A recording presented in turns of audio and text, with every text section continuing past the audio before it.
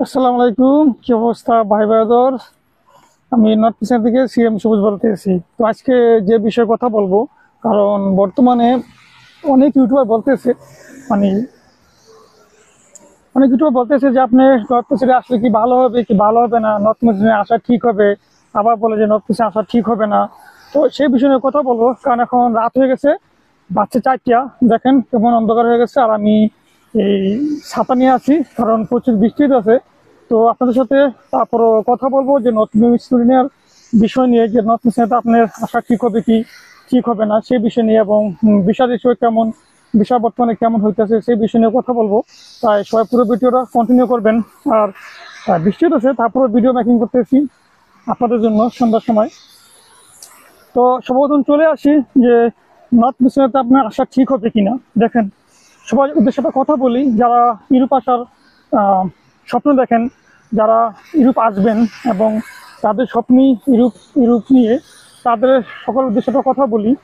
যেরকম আপনি সেন্ট্রাল ইউরোপের কোনো দেশে ভিসা পাবেন না, যেহেতু অন্য কোথাও দেশে আপনি ভিসা পাবেন না, সেহেতু আপনি নর্থ মিশনারিতে আসতে পারেন এবং নর্থ মিশনারিতে ফাইল জমা দেন। আমি মনে করি যে এটা আপনার ইউরোপের হইতে পারে যে প্রথম সিঁড়ি এবং প্রথম স্টেপ। কারণ আপনাকে যে কোনো জায়গায় যখন কোনো রাস্তা খোলা পাবেন না, তখন আপনাকে কোনো না কোনো রাস্তা বেছে নিতে লাগবে, আর সেটার জন্য আপনি নর্থ ইস্টার্ন থেকে বেছে নিতে পারেন। কারণ স্বপ্নে যখন ইউরোপ, তো নর্থ ইস্টার্ন থেকে কিন্তু আপনার লিগেলভাবে যাওয়া যায়, যদি আপনি ওরকম চেষ্টায় থাকেন বা ওরকম চিন্তা আপনার মাথায় থাকে আপনি লিগেলভাবে যাবেন, তাহলে আপনি অবশ্যই যাবেন। আর সেই জন্য আপনাকে শ্রম দিতে লাগবে, প্লাস আপনার চেষ্টা করতে লাগবে। এখন যদি আপনি কোনো ইউটিউবের উপরে নির্ভর করে বসে থাকেন, অন্য কারোর উপরে নির্ভর করে বসে থাকেন, তাহলে হবে না ভাই। আপনি যদি লিগেলভাবে যাইতে চান, ওটার ব্যবস্থা আপনাকে করতে লাগবে। আর অনেক অনেক ইউটিউবার আছে যে বলে যে এখন আসা ঠিক হবে না, এই হবে না সে হবে না। ভাই, ওইটা বলা দরকার নেই। আপনি যেই বয়সী হন আসতে পারেন, তবে যাদের বয়স একটু কম, যাদের বয়স অল্প, তাদের জন্য একটু প্লাস পয়েন্ট। যারা বিয়ে শাদী করেননি তাদের জন্য একটু হিসাবটা আলাদা। আর যারা বিয়ে শাদী করছেন বা বয়স হয়েছেন, তারাও আসতে পারেন, কোনো সমস্যা নাই। কারণ যদি আপনার কোম্পানি ভালো হয়, ঠিক আছে, আর কোম্পানি ভালো পড়ে, তাহলে আপনি দেশে যাইতে পারবেন ছুটিতে, এবং দেশে গিয়ে আবার আসতে পারবেন। আবার আসার পরে এখান থেকে আপনি অন্য লিগেলভাবে অন্য জায়গায় যাইতে পারবেন। তাই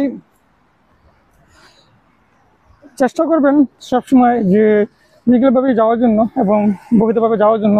কারণ মনে করি যে অবৈধ যাওয়াটা নাই ঠিক। তারপর যদি আপনার কোম্পানি ভালো না হয়, আপনি যদি কোনো ঝামেলা করে যান, তখন আপনি চলে যান। চেষ্টা করবেন যে লিগেলভাবে যাওয়ার জন্য, এখান থেকে লিগেলভাবে যাওয়া যায়। আর মেসিডোনিয়াতে আসছেন ভাই, মেসিডোনিয়াতে ফাইল জমা দেন। বর্তমানে ভিসা হইতেছে, তবে ভিসা হইলেও ভিসা প্রসেসিং অনেক হার্ড হয়ে গেছে। আর সেই এজেন্সির কাছে ফাইল জমা দিয়েন না যে আপনাকে আসার পরে এখান থেকে ডিপোর্ট দিবে। তো ভিসার ইস্যু কিন্তু, আমরা যে ভিসার ইস্যু বলি, এই যে ভিসার ইস্যুর কথা বলি, এটা কিন্তু কোনো দেশের ভিসা উপরে একটা পার্সেন্টেজ গণনা করে কিন্তু ভিসার ইস্যু বলা হয়। ঠিক আছে, যে ভিসা হার ভালো বা ভিসা হইতেছে ভালো, তখনই জিনিসটাকে ব্যবহার করা হয় যে ভিসার ইস্যু ভালো। তো সেহেতু ভিসার ইস্যু ভালো, তো জমা দিতে পারেন এবং ভালো এজেন্সি দেখে জমা দিবেন, যে যারা ভিসা করতে পারে তার কাছে জমা দিয়েন না।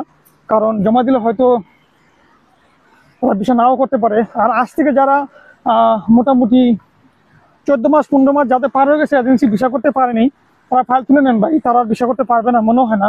কারণ 2025 সালে যত লোক আসছে এবং 2024 সালে যারা ফাইল জমা দিছিল লাস্টের দিকে, সব চলে আসছে। তো তখন যারা ফাইল জমা দিয়েছেন আসতে পারেননি, তারা ফাইল তুলে নেন ভাই, তারা আর ভিসা করতে পারবে না, তাদের কাছে জমা দিয়েছেন। এটা সবসময় মনে রাখবেন। আর ভিসা কিন্তু হইতেছে ভালো, তো ভিসা হইতেছে এখন একটা ভালো এজেন্সি থেকে ফাইল জমা দেন। কারণ ভিসা বর্তমানে বন্ধ হয়নি। অনেকেই বলেন ভিসা বন্ধ হয়ে গেছে, আসলে ভিসা বন্ধ হয়নি, ভিসা হইতেছে। তো আপনারা ভালো জায়গা দেখেন, ভালো জায়গা দেখে সময় দিবেন।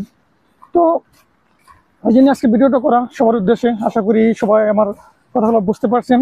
আর অন্ধকার হয়ে গেছে অনেকটাই, তাই ভিডিওটা বেশি লম্বা করবো না। তো আজকে এই পর্যন্ত ছিল।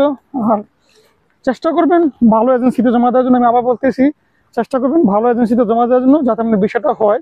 আর এখন ভিসা প্রসেসিং কিন্তু অনেক হার্ড, সব এজেন্সি করতে পারবে না। এই জন্য ভালো এজেন্সি দেখেন, ভালো এজেন্সি ফাইল জমা দেন। অনলাইনে পিছিয়ে ঘুরিয়েন না। যারা অনলাইনে আইসা বগর বগর ভিসা দেখায়, কাঠভর্তি ভিসা দেখায়, তাদের পিছিয়ে দৌড়িয়েন না। একটা ভালো এজেন্সি দেখেন, তারপর ফাইল জমা দেন।